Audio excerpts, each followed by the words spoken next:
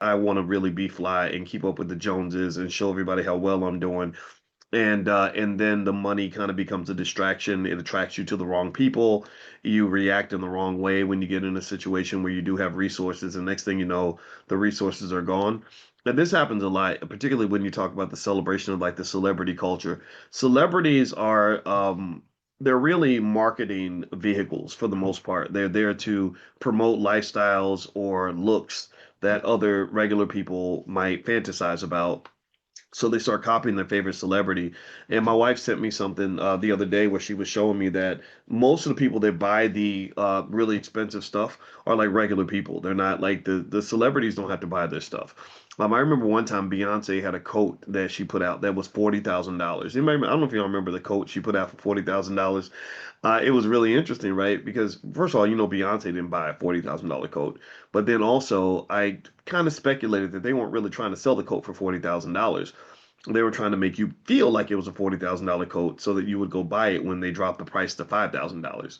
And then that even begs the question, like, what really makes a coat worth $5,000? Like, what is it that's happening here? And so if you care about your relationships, these addictions, whether it's fashion addiction on one hand, or maybe something like a gambling addiction, or even worse, like drug addictions, things like that. Well, gambling addictions actually were just as bad or worse than a drug addiction. So be careful about that. Those are all things that don't just destroy your wealth; they destroy so many things around your wealth and kind of create like this horrible, sad life. That's why you see a lot of you'll see so many examples of people that get too deep into gambling and they go deep into debt because of it. And next thing you know, somebody has unalived himself because he feels like he's too much of a burden on his family. He can't get out of his situation. So the best way to solve a problem is to prevent the problem in the first place. So don't forget that, right? Now, what I also want to show you is, or actually, I'll just talk you through it. So you can go check it out on my Instagram, Dr. Boyce Finance, if you want to. But I'm gonna give you basically 5 things that rich people teach their kids that poor people don't, and I want you to go make sure that your kids know these things. All right, you ready?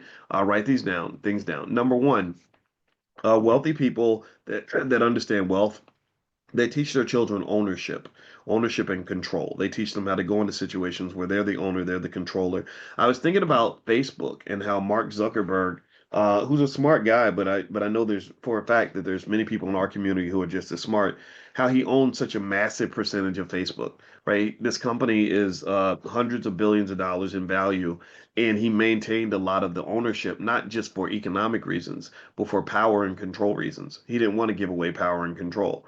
And a lot of times I've seen people sell things or take money in exchange for power and control without realizing how vulnerable that has made you, and how what a risky position you put yourself in.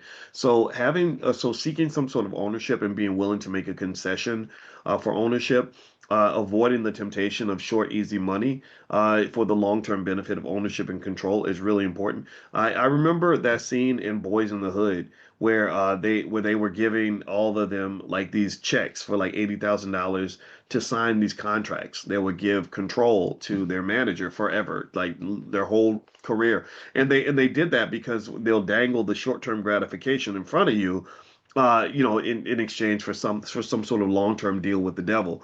And it works really well with like 18-year-olds who are all into instant gratification, dopamine-driven lifestyles. They want, excuse me, they want that short-term high of feeling good and looking good, and they're willing to sacrifice their whole entire future for that. And that happens a lot. Did I say Boys in the Hood? Straight out of Compton. I'm sorry.